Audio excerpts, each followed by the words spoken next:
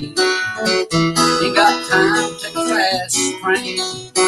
Lonely days are gone, but I'm going home. Baby wrote me a letter. Don't care how much money I got to spend. Gotta get back to my baby again. The lonely days are gone, but I'm going home. Baby wrote me a letter. Well, she wrote me a letter.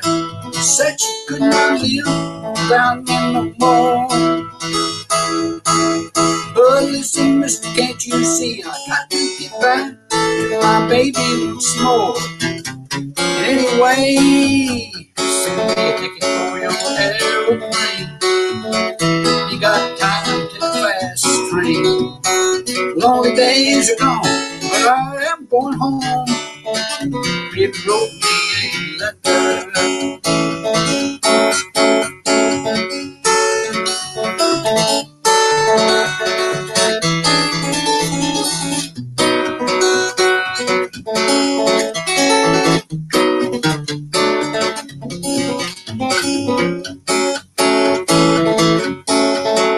Well, she wrote me a letter.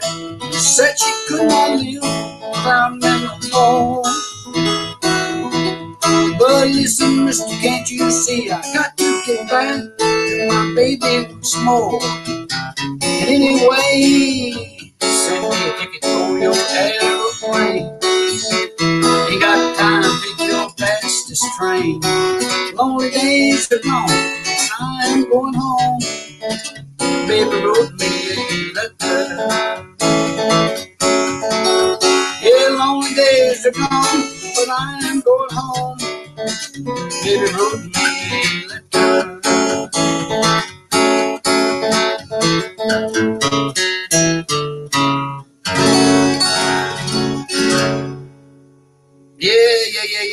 Yeah. Hey, everybody. Welcome.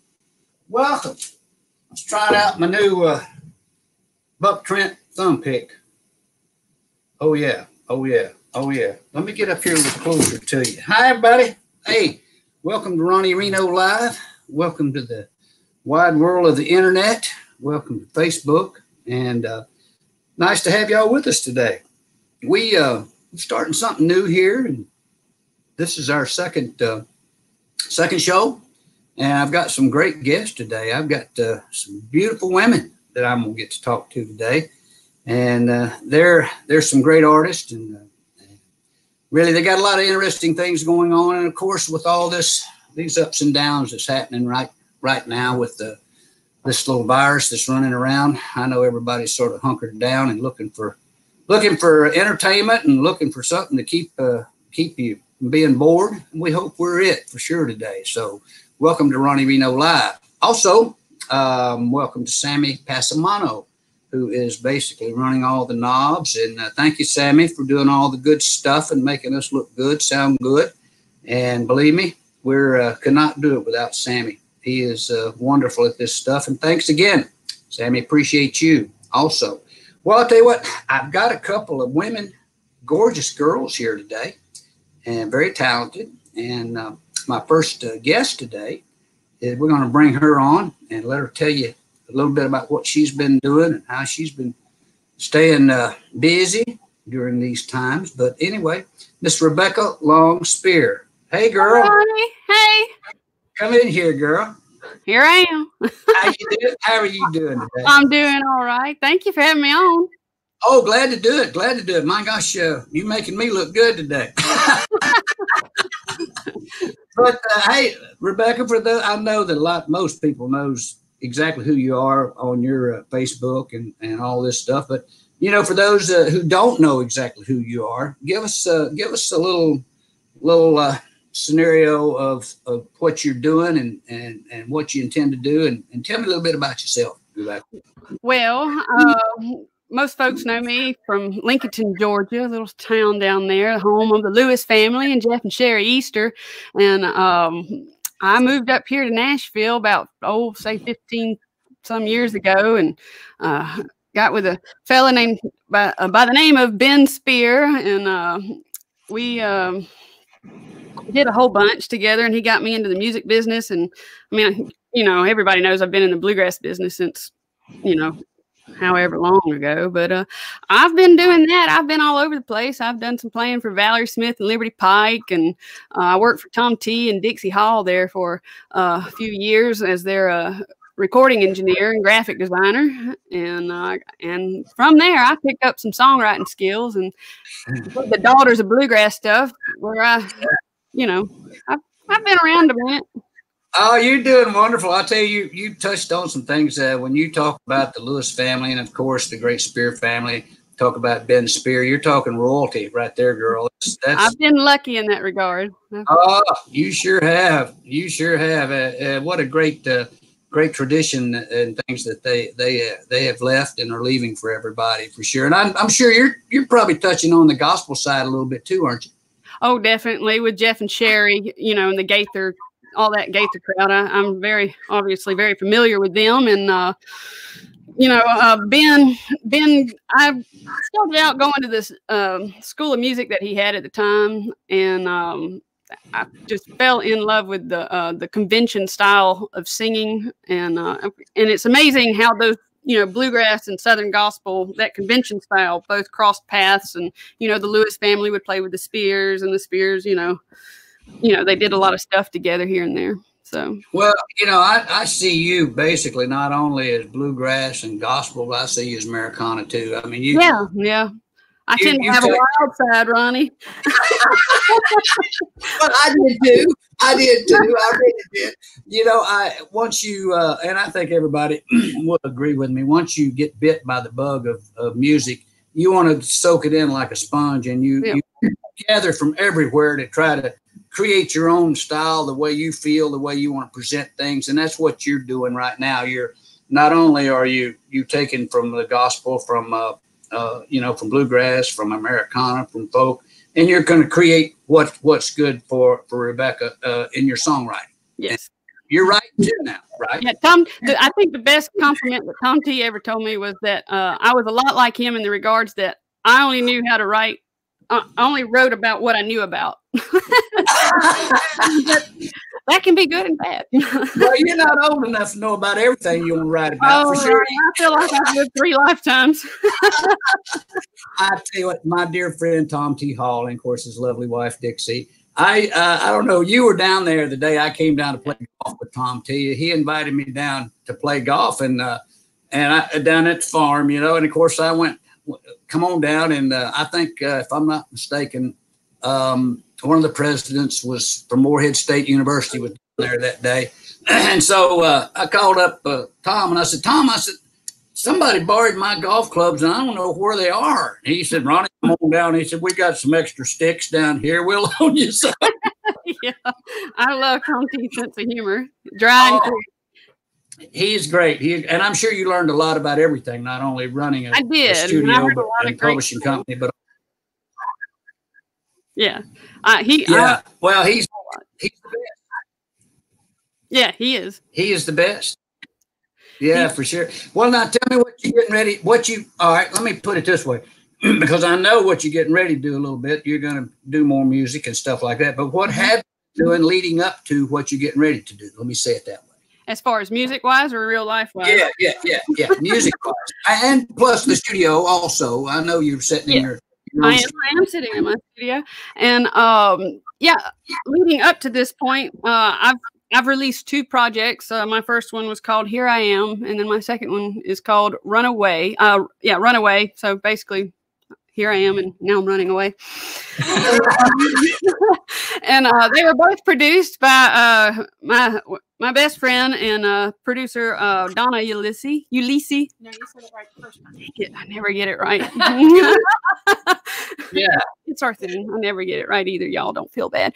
So, but she's getting ready to produce my third one. We haven't named it yet. In fact, we have Mr. Mark Rossi in here today. We've been writing a song for the new record this morning, and or 2 or 3, and we're getting ready to do that. And I also am working on a bluegrass gospel project on the side. It'll probably take me a little longer than the regular bluegrass one, because I have direction and a coach for the straight up bluegrass one. Yeah, well, answer me this now. I know that you got a dear friend with you, and that's going to be my Yeah. second guest, but coming up. But how did you meet Miss Donna Ulisse? I was working for Tom T and Dixie Hall, and at the time, Dixie and I'd finally talked her into doing the Daughters of Bluegrass, another project in that series of the Daughters of Bluegrass, Picking Like a Girl. It's a box set of about 70 songs. And originally when I asked her about it, I was thinking like, you know, maybe 17, 18 songs. And yeah, it got turned into a whole bunch of songs. So we were sitting at the table there. And for those of you who know anything about Foxhall and being with Tom T and Dixie, there's a table there, and Dixie would sit at the end of it. And as graphic designer and engineer and all that stuff, I would sit to the right of her, and I was basically under her right elbow all the time. And so we were talking about this song. What was the first song that came on? Was it Let Me Fly Low? Let Me Fly Low. We were talking about that song and who to get to sing on it. And at the time when I was with Valerie Smith and Liberty Pike, I remember when Donna came out, because she just immediately hit the charts, and we were on the bus headed somewhere, and we were all like, who is Donna Ulisse?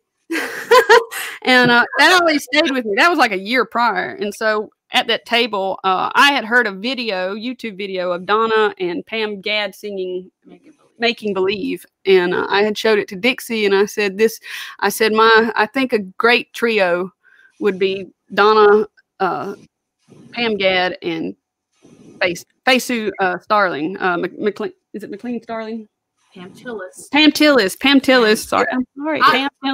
Pam Tillis, Donna, and Faye Sue. And at the time, we did not know that Donna just loved Faye Sue. I had totally missed the part that Faye Sue had sang background vocals for Amy Lou, and that's how Donna had learned to sing harmony, was with singing with Amy Lou on those albums. And so when Donna came in, Dixie asked her, said, "Well, Donna, who do you hear you singing and with you?" And the first thing out of Donna's mouth was Faye Sue. So that's how. And from there, instantly we were best buds. Donna and I, we just really clicked off. And oh, that's great. And y'all been doing projects and things together ever since. Have, yeah. Yeah. When did y'all won some awards with the Daughters of Bluegrass, didn't you? I think were nominated, or yeah. The project before that, I think we got Recording Event of the Year, and then they changed the rules by the time we let the box set out.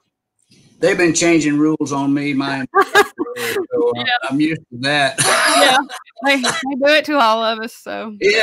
How long have you been in your studio now and had this? I have been here in Lebanon for a little over a year now, and the studio's been up and running for about 6 months? You say 6 months? Maybe 3, maybe a little less. 6 months.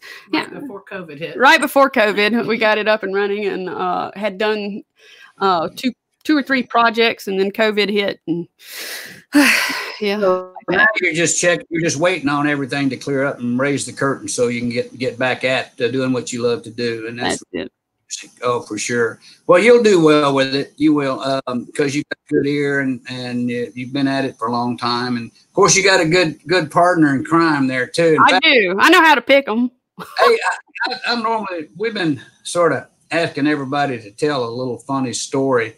And of course, we'll get into some funny stories here in a minute, but with Miss Donna. But I know you got a good one on her. Tell us about that. Oh, I got a good one, and most of the Facebookers actually saw the video as it went down. But I love to fish. As my Facebook fans know, I love to fish, and I used to keep my fishing boat out at Donna's under the pole barn there. That's not there no more, and I came in one day from fishing and was sitting under the patio with them, and we were all chatting and stuff. And their dog, Burford, there was a squirrel out in the yard, and Burford went after it. And that squirrel shot up that tree. And just as that squirrel did, it hit a limb or something, jumped on whatever. At the time, we didn't know, and it fell. Something fell to the ground. And we realized it was a snake. And Burford and all the dogs were getting around it. And yeah, so Donna's like screaming at us the whole time, and Rick, mainly at Rick, because she always calls me when snakes are around. So to come get them, because she's terrified of snakes. I can't wait till it's my turn. That wasn't the end of it, though, was it? No, that's not the end. So the snake's at the tree, and of course she's screaming and losing her mind, and the dogs are trying to get a hold of it. So I went over there and I grabbed the snake, and then she really starts losing her mind, and I finally turn around and just start walking towards her with the snake, and she really takes off with screaming. About 3 steps in, she's screaming, and her britches just fall down to the ground. Well, you know, your sister done the same thing to me down in Georgia. In Chattanooga. She found a snake out in the woods. We was playing with them, and she brought that thing over to me. And, of course, I done the same thing that Donna did, only I didn't lose my pants. I had on a belt. She done the same thing to me with that snake. She don't bother. Lizzie doesn't bother picking up a snake. I took the one and only time that I played as an artist down there for the Lewis Family Festival, their festival down there. I found a snake along the way on the road and put it in a little jewelry bag. And, I took that on stage. There's pictures of that. I took it on stage. And I told Lizzie, I said, during their set, and I said, I got a little something here for you in appreciation. And she reached in there. Of course, she immediately knew what it was when she reached her hand down in there and pulled it out. And I think 3 old ladies fainted in the crowd when that snake came out. Well, I would have been with the 3 old ladies. I'll guarantee you for sure. But anyway, well, that's hilarious. Well, we've got to bring in your partner. Oh yes, we'll get her set up here. And I'm gonna do a few little shout outs before we bring her in. Make sure she's got her pants on, will you? I'll make sure her pants are on. Rebecca, thank you, sweetie, for chatting. Thank you, Ronnie. Thank you, Sam. Or this afternoon, I'm sorry. Yeah. And before we get done, we're going to get you I'll get you back on here and let you sing one with Donna. Sure, we can do that. But what a great treat to have you with us today, and you're just a wonderful talent. And thank you.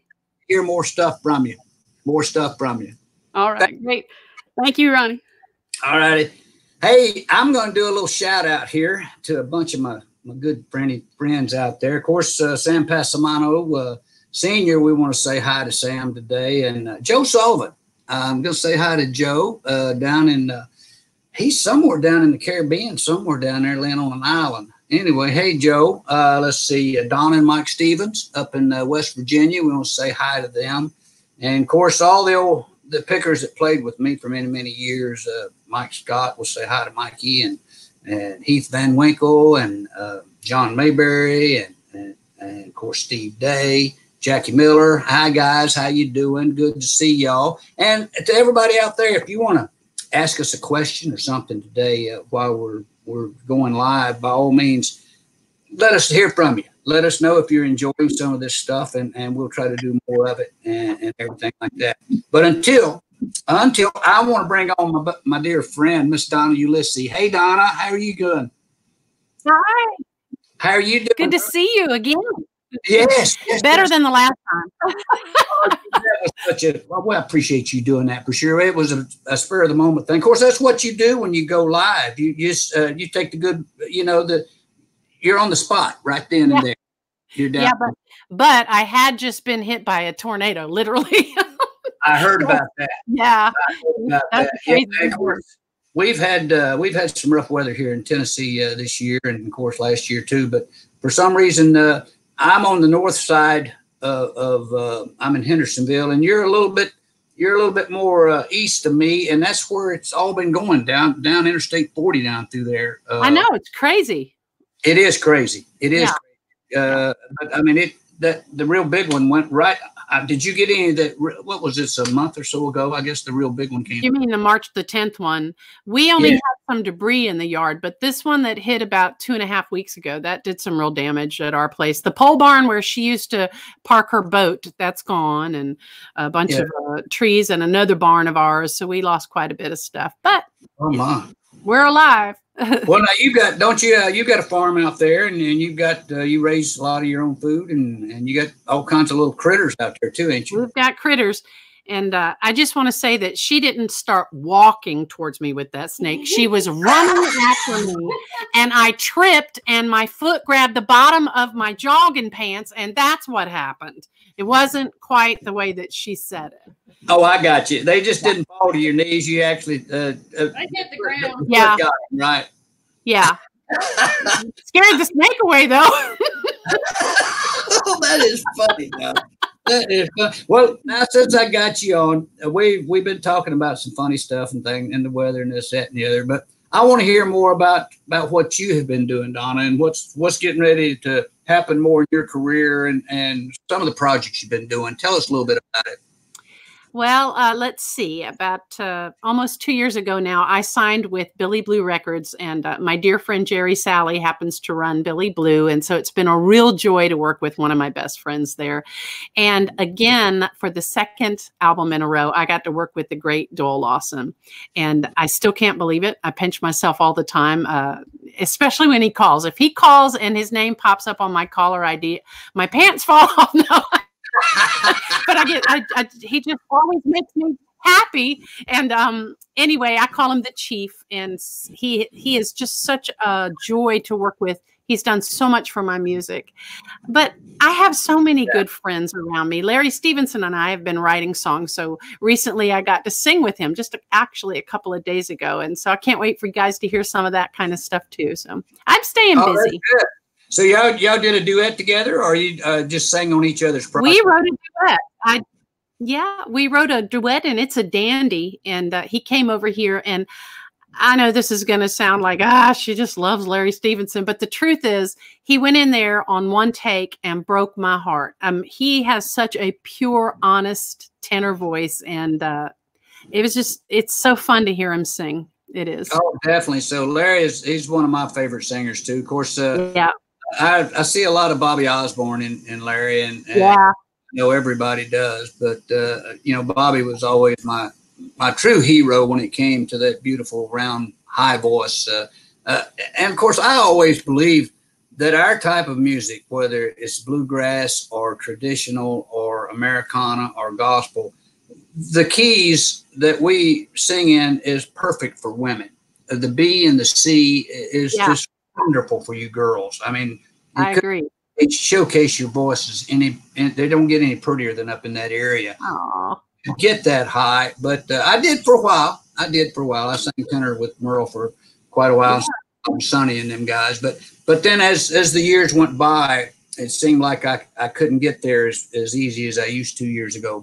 But for women and singers like you and Rebekah, and of course all the great girl singers in our industry, hats off to you. Y'all do a great job.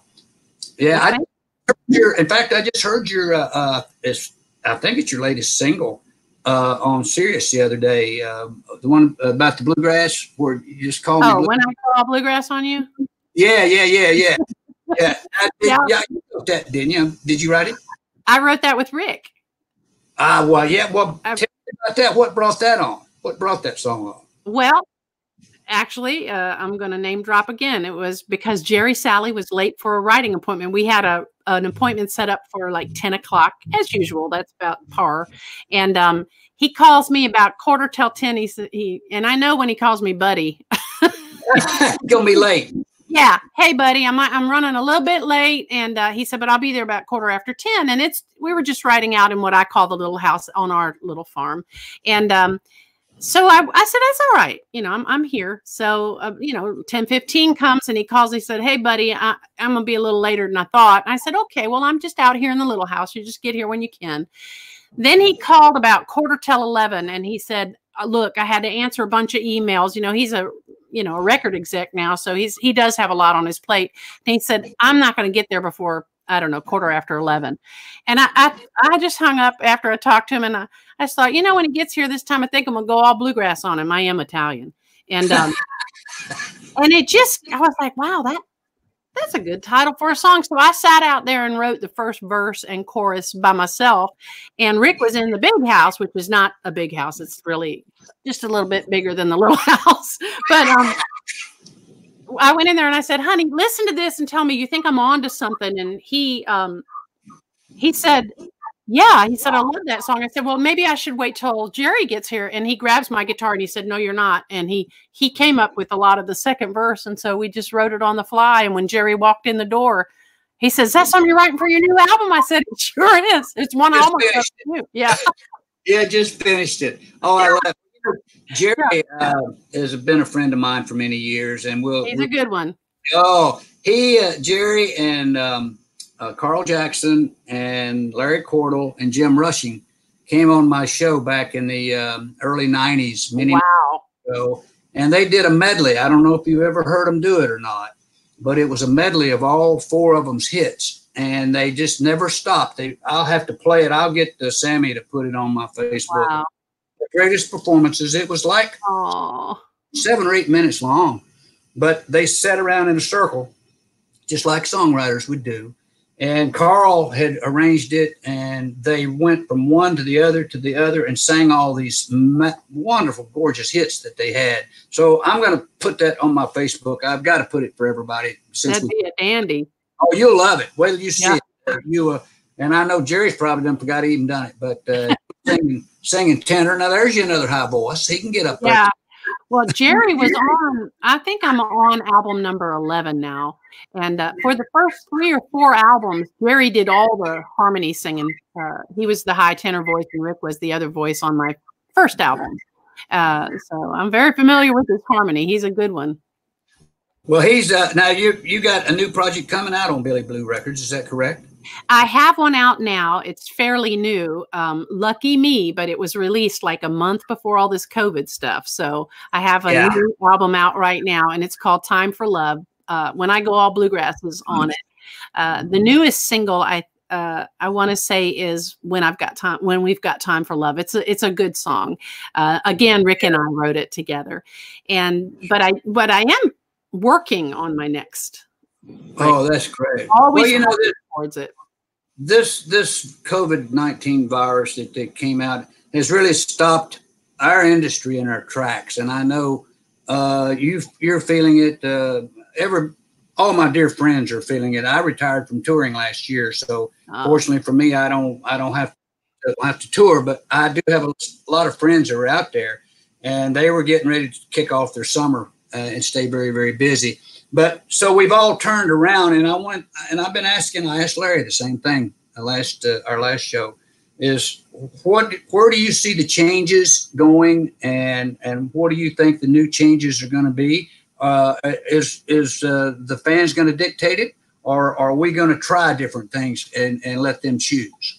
I am stumped because I feel the panic that the promoters must be feeling, because it's going to be a gamble. Those first festivals that open back up, and the first time we go back on the road, it's a little bit of a crapshoot.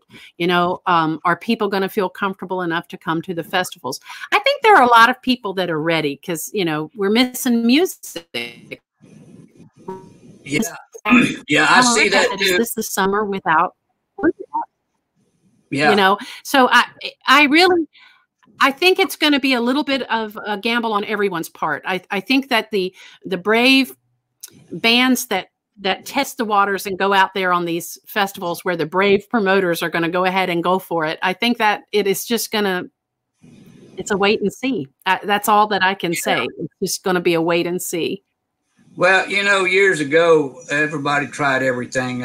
You tried concerts where the band went to the venues and the people came there, and then then you went to Branson, you went to the Grand Ole Opry, you went to Renfrew Valley, Kentucky, where the people came to them, and they did that for several years. And so now we're back around. I do believe, I don't know if what we're doing today will not be in the future of all of entertainment, not only bluegrass, right? But that bring our entertainment and our talents through this way, and that you're safe. But it's still, I think, it's still out there about what we're going to do. But it may be, who knows? Maybe the festival may just be a 3-month. You tour for 3 months, and then you go back into do something else for 3 or 4 months, and then you do something else, go to the indoors for 3 months. But it's going to be interesting, and as long as fans want us to do it, well, then I'm sure people like you and your groups and everybody will do it. Yeah, I can't wait. I think it will have a bit of a different look, what music looks like as we present it, but it's not going to die. we need music, so it's gonna thrive. It might have a different look, but it's gonna thrive. We're making hay while the sun is shining. While this downtime has been happening, you know, Rick and I have been writing a ton. The good news is that Rebekah lives right across the street from me, and she has a lovely studio. So we've been coming over here and just putting acoustic demos down, and it's been fun. I've been, you know, you never quit learning. So I've been finding some new tricks, just because we have the time to play in the studio and work these things up. These are still exciting times, you know? Oh, very much so. Very much so. And I think that people are wanting to see some new ways of doing it. Right. Some other things that gets your adrenaline going and gets the excitement up and pulls on your emotions. I mean, you know, it will never die. Right. Universal language. Everybody understands it for sure. But anyway, well, I'm going to be looking and seeing what you're doing. And hey, I tell you what we're going to do. I'm going to let you and Miss Rebekah sing us a song today, and we're going to sort of sign off. But I wanted to thank you so very, very much for thank you coming on and doing this with me, and thank all of your fans for tuning in, and of course Rebekah's too. So I appreciate you so much, Miss Donna, and thank you, girl. And won't you get Miss Rebekah in there and you guys do I will. Song. And I do want to tell you real quick, because I had this planned and plotted. The song that we're selecting is an old song that I know you know this gentleman, Ray Edenton. He is just a wonderful guitar player, and I love Ray so much. He's the reason I'm in Nashville. He was a good friend of my mom's family growing up, and this is the only song Ray Edenton ever had a hand in writing, and I just love it.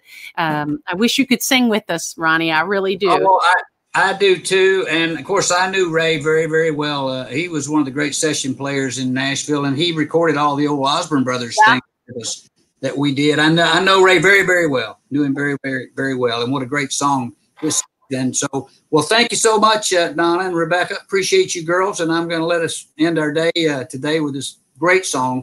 Actually, the Leuven Brothers recorded it many years ago. Yeah. Here's Donna and Rebekah with your Running Wild. Okay.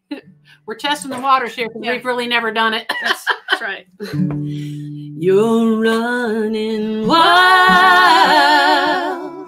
How long can this go on? You're leaving me alone and running wild. You're always gone. My love you'll never share. It's more than I can bear. You're running wild. You'll settle down someday and find I've gone away. You think of what you've done while running wild. I can't go on. You have to choose the way. You have to go or stay. Stop running wild. You're running wild.